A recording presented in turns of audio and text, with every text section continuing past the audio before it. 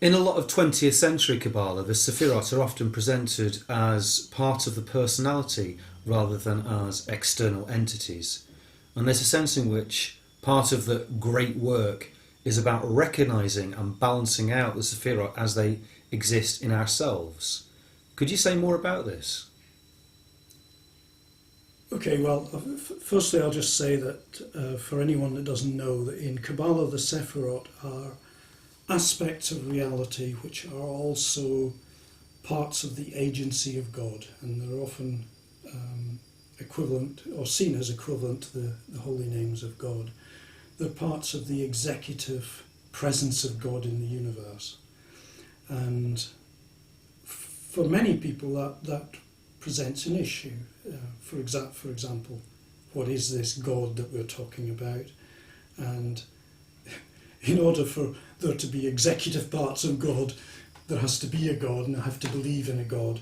And for a lot of people, it's easier to duck the big question and concentrate on the personality. And I think it's a safer approach in some ways, because it avoids the philosophizing and the dogma and all the rest of it.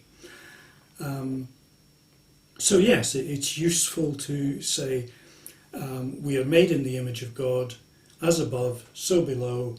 The Sephirot can be experienced in the personality as dynamic forces, and so we should concentrate on doing that and avoid the big questions. And yeah, that's a perfectly reasonable approach.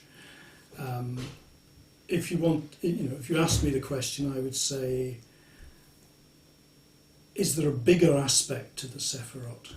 Do they, in some sense, really exist outside of the personality? And I would say, yes, I think they do. And then you'd say, well, explain more, tell me more, and all the rest of it. And I won't do that, because part of the experience of the Sephirot in the personality is linking them to the outside. And it's not fair to ask someone to explain what that feels like if you haven't done the work yourself.